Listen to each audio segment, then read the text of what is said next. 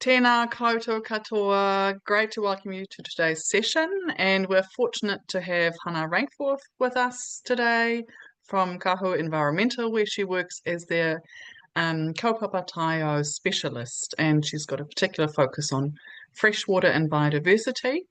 And today she'll give us an overview of sediment. What is it and why it is a problem? So I'll hand over to you, Hana. Great Thank to you. have you here today. Thank you for having me. It's really great to be here. Well, kia ora tātou. So just as a quick introduction about what we'll cover today, I'm going to say a few words about who I am and what I do.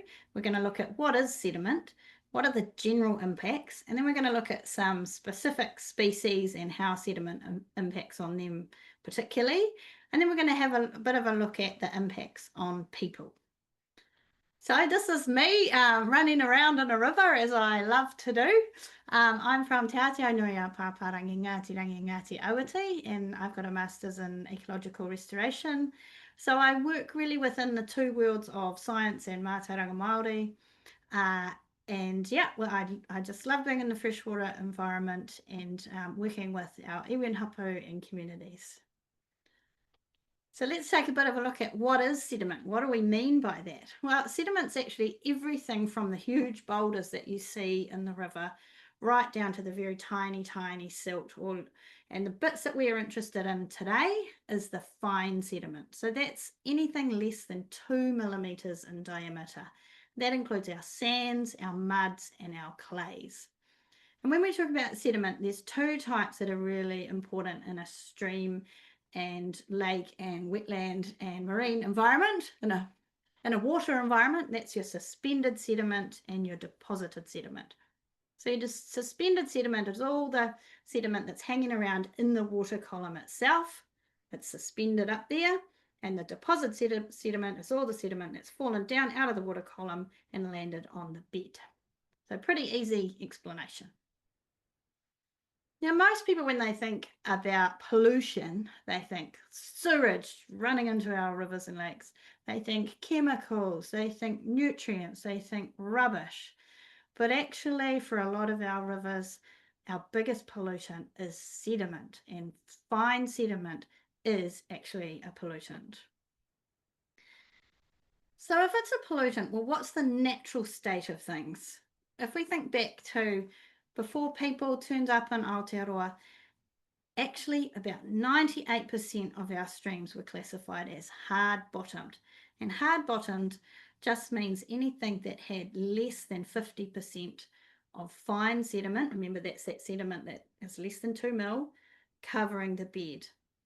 So that means only 2% of our streams across Aotearoa were actually naturally covered in anything more than 50% of fine sediment. And if we're talking about what's a change and how much is too much fine sediment, well, the threshold we use in the ecological space is anything more than 20% coverage of fine sediment on the bed. So we're talking about that deposited sediment that has settled out and is lying on the bottom of the bed. And that's for naturally hard-bottomed streams, so those 98% of our streams. If they've got anything more than 20% cover, then they're affected ecologically. So the natural state for our streams is actually to have only really about 8% cover of deposited sediment on the bottom. Now, when we say cover, what that means is imagine you get a bucket and you cut a hole in the bottom of your bucket, a big hole, take out the whole bottom, and put some perspex in there and glue it in, and then you can use that and put it into the stream and look downwards and have a look at the bottom of the stream. And if more than 20% of that area that you're seeing is covered with fine sediment, that's your cover. So if you can look at that and go, oh heck, 20% of this, or more than 20% of this is covered with sand, mud, clay, then you know your stream's in trouble. But what does it mean that your stream's in trouble? What are the effects that this fine sediment has on the things that live in the water? Well, first up, makes it really hard for the fish to breathe. So the suspended sediment, the sediment up in the water, that can actually clog the gills of the fish and the insects. Our little stream insects that live on the rocks and in the water, they have gills as well as the fish. Some of their gills are like on their bodies or on their legs, and the sediment can get into that and can clog it. The other thing it can do is it acts a bit like being in a sandstorm. So imagine if you were in a sandstorm and all of the sand in the air was getting into your lungs. It can damage your breathing mechanisms. It's the same for fish. If they're swimming through water that's got a whole lot of sediment suspended in it, and that sand is going through their gills, it can actually break their gills and damage their gills for the insects and the fish. So it's pretty hard on them. And another thing that can happen with deposited sediment is it can reduce the oxygen that's sitting in the bed of the river. So what it does is it stops the flow coming in between all the rocks, and that flow brings new oxygen. So if you've got a blanket of fine sediment on top of that, that flow can't get in, you're not getting new oxygen in. And actually there's a whole lot of stuff that lives in the bed, especially our insects and our fish. They live all down in the bed, and so if they can't get new water, they can't get new oxygen. The other thing it does is it traps organic matter, and as that organic matter rots, uses up the oxygen, and so there's nothing left. So it makes it pretty hard for them to breathe. So that's the first effect. There's more though. One of the other things it does is it takes away the places that our fish and insects like to live and hide. So our fish and insects love to live under and between rocks and pebbles and wood. These are called the interstitial spaces. Some of our fish have been found to live 1 meter under the bed. So when the bed starts, they'll go in between all those rocks, right down for 1 meter. I like to think of it as an apartment building. So it's really big, it's got lots of rooms, lots of places to live.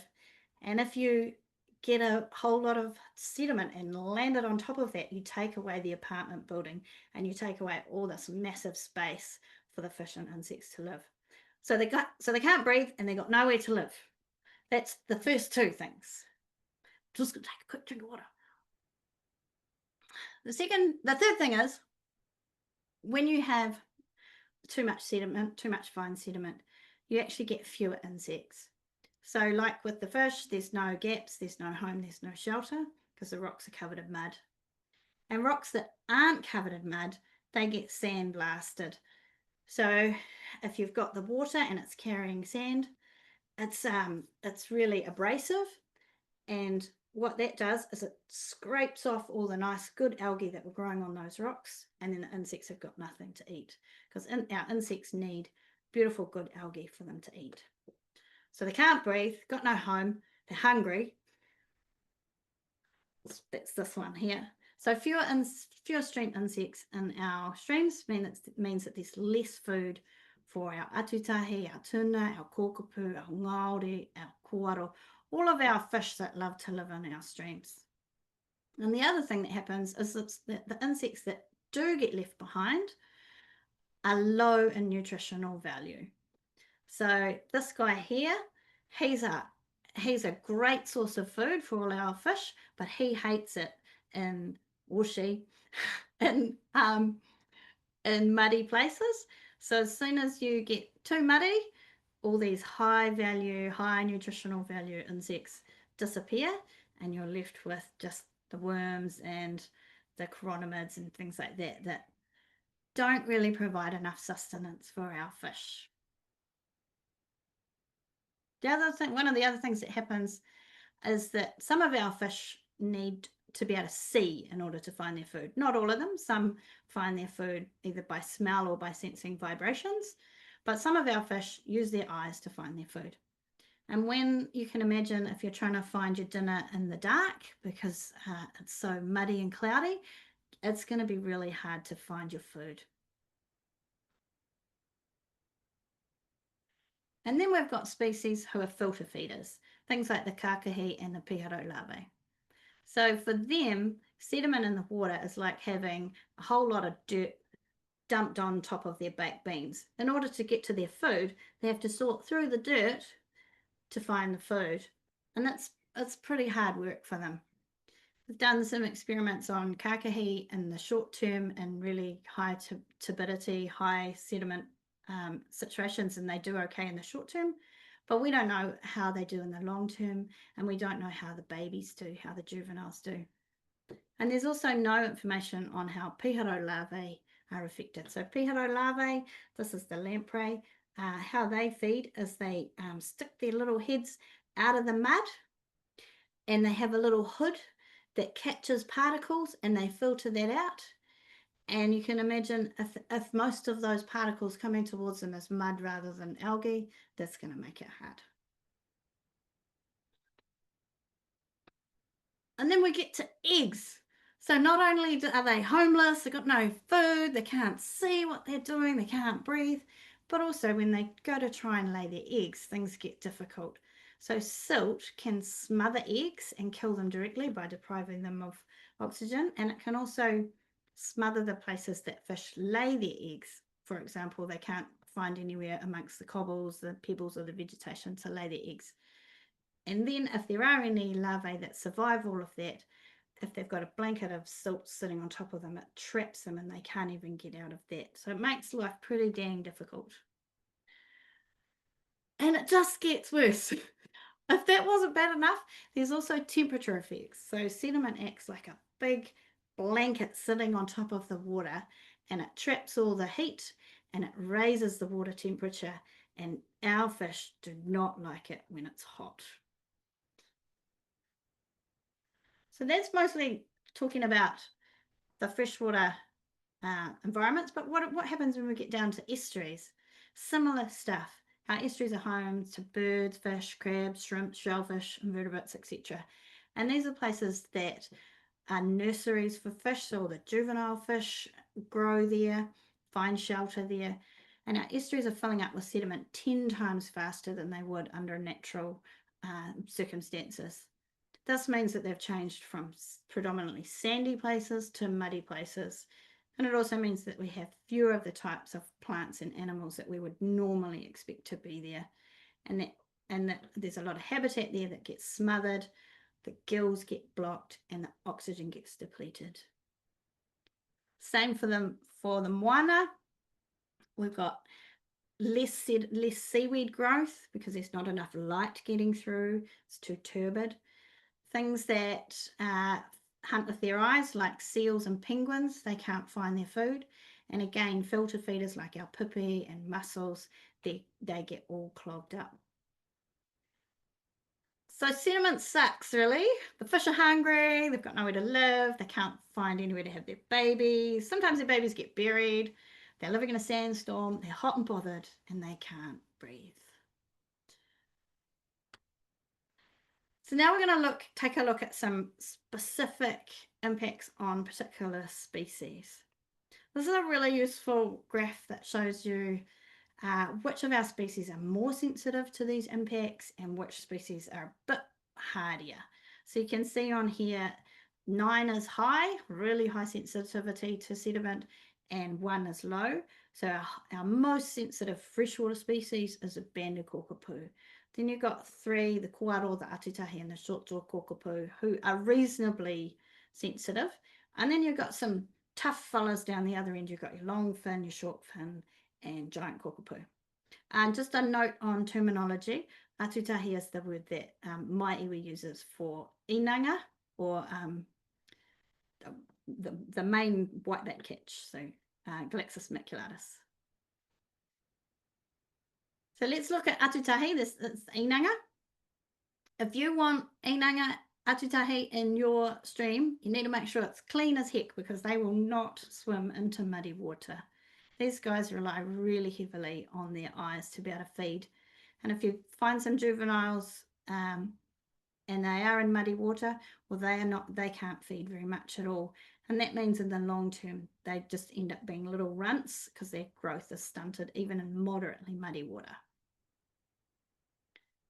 So that's for suspended sediment. And then if we look at deposited sediment, so atutahi, what they do when they lay their eggs is they come all the way down to the estuaries and they wait for a king tide, so the tide gets really high, and then they swim right into the edge of the vegetation, so in amongst all the grass and reeds, and they swim into about 1 centimetre deep of water right at the edge. They lay their eggs there, and then the tide receives, and their eggs actually sit out of the water for anywhere between 2 and 6 weeks. And they develop during that time, and when the next big tide comes, then they hatch and they go out to sea, develop, and come back as whitebait. Now, what they need in order to stay moist is a thing called a root mat. So a root mat is when the roots of the plants are growing above the ground, and they join together and they make this lovely little mat on top of the soil, which is beautiful and moist, and it keeps things humid. Now, if you've got sediment that comes on top of that, that's going to be really dry, and you're going to have low humidity, and your eggs are going to die. So that's the first way that deposited sediment affects our atutahi eggs. The other way is that if the adults have gone in there and laid their eggs, everything's fine, and then you get a flood through, and that dumps a whole lot of sediment on top of those eggs get smothered and they die. It's a pretty sad story, sorry. The other way that deposited sediment affects atutahi is it means that there's less food for them. So these guys feed in the middle of the water column, so they feed on insects that are drifting down through the water. So when you have fewer insects on the bed, that also means fewer insects drifting down the water. So fewer insects for the atutahi to eat. So deposited sediment actually means less food for the atutahi. Then we move on to kouaro. So if you look at lab experiments, kouaro, the juveniles, the little whitebait, they will choose to move away from turbid streams. So if you want kouaro whitebait in your stream, you need to make sure it's beautiful and clean. They can actually still feed in muddy streams, but it really stresses them out. After even just 2 hours of being in a muddy stream, if you take them out, put them into some clean water, their feeding rates are lower. So you can see that they've just had a whole lot of stress on their bodies, and they're just exhausted, and they can't keep feeding in the way that they need to. So what that means is that for long periods and even moderate turbidity, their growth is affected. The other thing for kouaro is that they lay their eggs in the gaps between the cobbles and pebbles on the bank, and again, sediment blocks those spaces and they've got nowhere to lay their eggs. If we look at longfin tuna, these are the ones, this is the guy that's moderately or tough, but not, still affected. So tuna use smell to feed, so they can still feed when it's muddy because they can find their food. And the glass eels will actually even choose to migrate into turbid streams. So the glass eels are the little baby eels that come back from sea. They're see-through. You can see their hearts beating. It's amazing. So they'll even choose to go into muddy streams. And the thinking is that it gives them cover and shelter so that they can migrate during the day rather than just at night, so they can hide from predators. But they are affected by deposited sediment. So when there's lots of deposited sediment, there's fewer small fish, and there's fewer of these little guys, they're an amphipod, and that means and they're a favourite food of longfin tuna, so that means there's less kai around for longfin tuna. You'll also find that longfin tuna are much more abundant in streams that have rocky bottoms or wood to hide under, and so if there's more deposited sediment, there's fewer longfin tuna. So again, if you want longfin tuna in your stream, make sure it's nice and clean. Shortfin tuna, these guys are pretty tough. Like longfin tuna, they use their smell to feed. Glass eels will again choose to go up into turbid waters. And there have been circumstances where shortfin tuna have been known to grow faster in muddy water, but this is connected to having pest fish present. So a lot of our pest fish actually make the water muddy just from their own activity, but they also breed really fast and grow really fast, so they're a good food supply. So that's probably outweighing some of the effects of the mud. And these guys are also okay in situations with deposited sediment. But then we get to the poor banded kakapo. This is our most sensitive of our species. So these guys will avoid streams where the NTU, which is a measure of turbidity, is anything above 25. And I'll show you on the next slide what that actually looks like, because otherwise it's a bit random. So these guys are much, much less common in muddy streams, and if a juvenile is in a muddy environment, they feed much less than they would in a clean environment. So this is what 16 and 50 NTUs look like. So you can imagine 25 is somewhere between that 16 and that 50.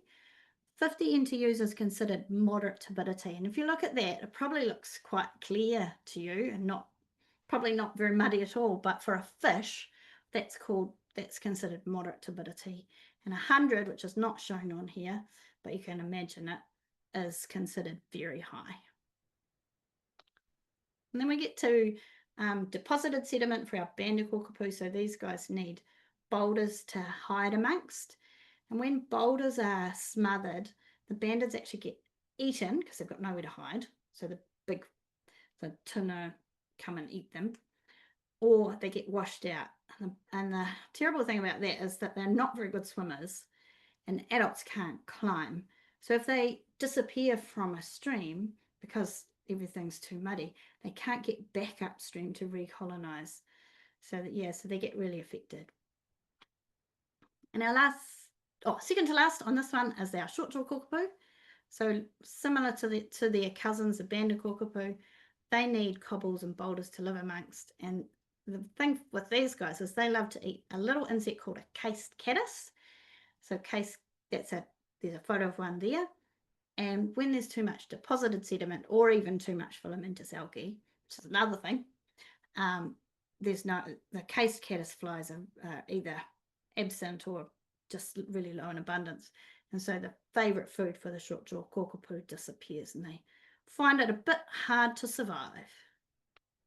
Now, last species that we're going to look at for this section is the piaro. So one of the things that the piaro needs, or this is our lamprey, is cover, like big boulders, and they use that to hide under and also to spawn on. So that picture there shows a clump of white. That's actually piaro eggs. This is one of Cindy Baker's amazing photos. So the adults come in from sea after being at sea for 4 or 5 years or so, and they will find a nice big boulder to lay their eggs under, and they'll lay their eggs there and they'll stay with them for quite a while, protecting them. And if all of those spaces are filled up with mud, there's nowhere for them to lay their eggs. And also just remembering the impacts on the piaro larvae that we talked about earlier in terms of filter feeding. Yeah. So that's our impacts on our fish. But sediment also impacts on us as people. And I'm going to talk about this mostly from my own perspective as a Māori, and how it impacts on some of our traditional practices and our reo. So one of the things for us as Māori is we love to put on a beautiful kai for people who come to our marae, and it's really important to us to be able to do that.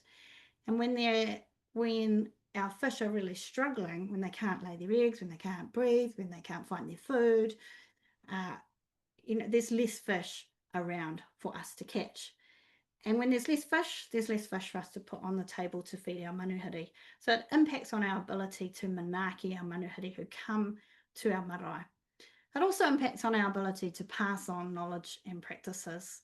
So when there are not those species there to catch, how do you teach the kids how to catch them? How do you teach the kids how to make the baskets that are required to catch them? All of those kind of things. So it impacts on our ability to maintain our traditions and also to keep our reo.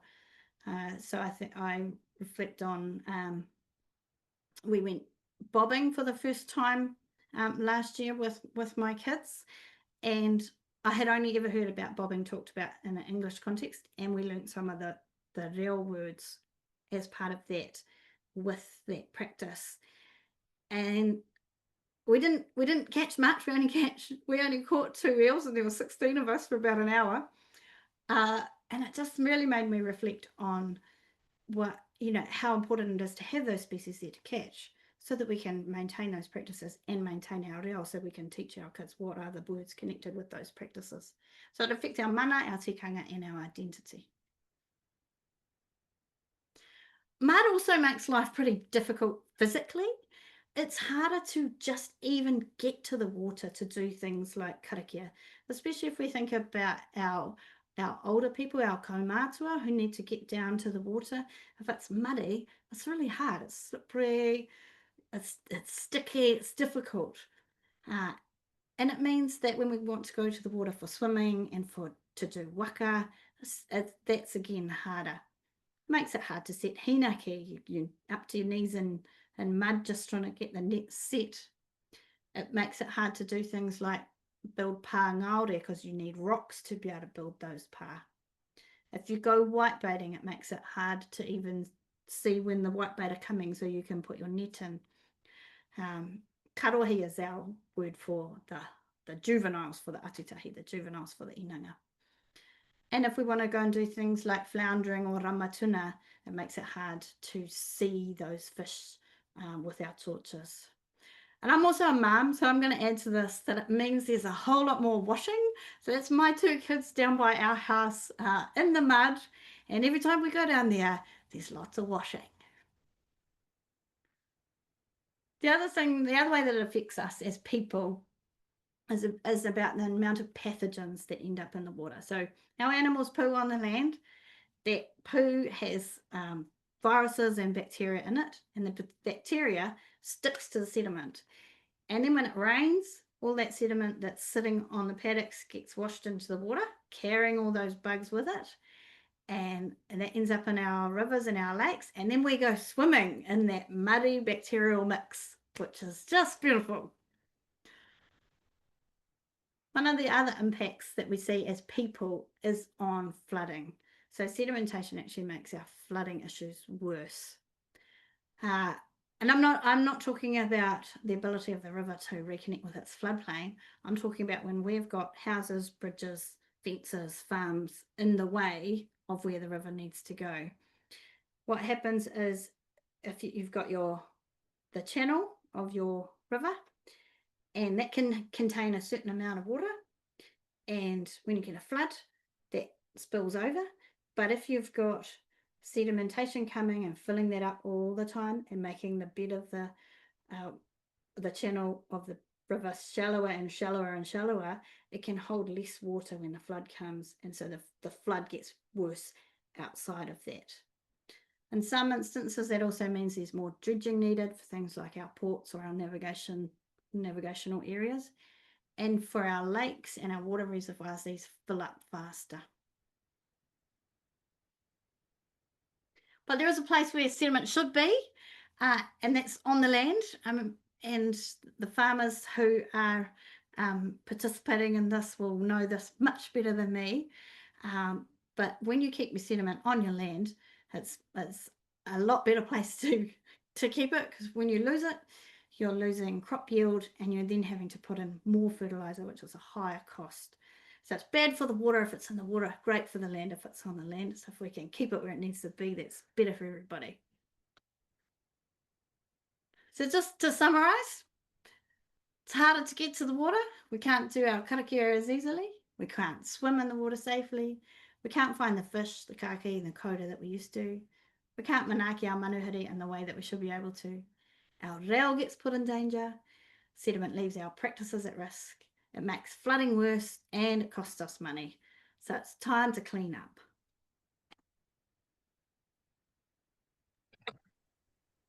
Ngā mihi nui ki a koe.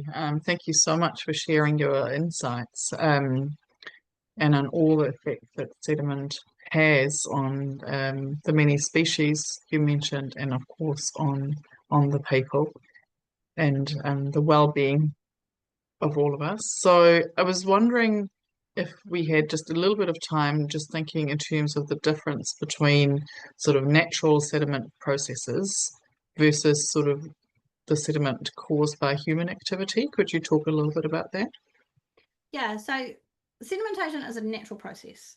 It happens all the time. The difference with human-induced sedimentation is really about magnitude. So it's about too much of it happening at any one time. And that comes through land use, land clearance, that kind of stuff. So, yep, it's sedimentation in itself is not bad. It's just that there's too much of it happening for our fish and our insects to survive. Yeah. Yeah, then it becomes the big issue, as you've just sort of outlined. And I was wondering, in terms of first steps, so in terms of what can a community do to address the sediment issues that you just kind of talked us through? Yeah. Fencing is always a really good one. But fencing a lot. So fencing our really small streams is really important. They're one of the most overlooked areas. So, those streams that you can actually step over contribute a lot in terms of sediment. Our critical source areas, so looking at your farm going, oh, yep, there's a paddock there and it's got a dip. And I know, because I know my farm, I know that when it rains, that's where the water goes and it's taking a whole lot of stuff there. So making sure you've got protection there, water collection areas, swales, vegetation, that kind of stuff.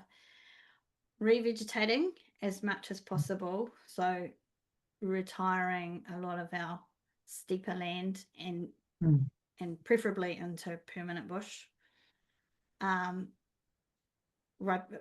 Reinstating our wetlands, our riparian wetlands, our hill slope wetlands, wetlands everywhere. Because we've lost 98% of our wetlands, as we all know. Yeah. And they are a great place for capturing some of that sediment and keeping it where it needs to be. Absolutely. Yeah. And in terms of any sediment monitoring tools that communities could use, is there anything that you could talk about? Yeah, the SMAT kit's great. So there's if you get a SMAT kit, you get a clarity tube, you get a black disc. So those are two key methods for measuring suspended sediment. You can also do things like the shuffle test, which is when you stand in the water and shuffle, and then in time how long it takes to clear. So yep, there's really easy methods that, and of course percent cover. Like you can either use a proper bathoscope, which is this orange thing, perspex at the bottom, or you can just make one like I talked about earlier from a bucket and some perspex. Make sure your glue's good. You can make one of those yourself, and you can do percent cover. Yeah. There's videos online about how to do that, or there's instructions. Yes, those are the easiest ways. Yeah, and a starting point, right? I mean, if there's not to know kind of what state your hours in, to kind of get sort of those kind of measurements and that monitoring in place, so that you then from there can kind of create a plan of what steps you need to do next. Yeah. The thing with some of those steps that I talked about earlier is they're going to benefit your streams anyway. So yes, definitely monitoring. I love monitoring. And you can do those things and you'll get habitat gains, and you'll get food gains, and you'll get temperature gains, like lowered temperature for our fish. So you almost don't need to know how bad things are to take action. You can pretty much assume that actions that you take are going to make a difference. That's very encouraging. And yeah, thank you so much, Hana, for giving us kind of those insights today. Really, really appreciate your time. And we will obviously have your contacts on the website as well. So if people want to get in touch and dive even deeper and really starting to address those issues as a community, they can do so. But yeah, thank you again so much for joining us. It's been a pleasure to hear from you. Thank you. Thank you for having me. Ka kite. Ka kite.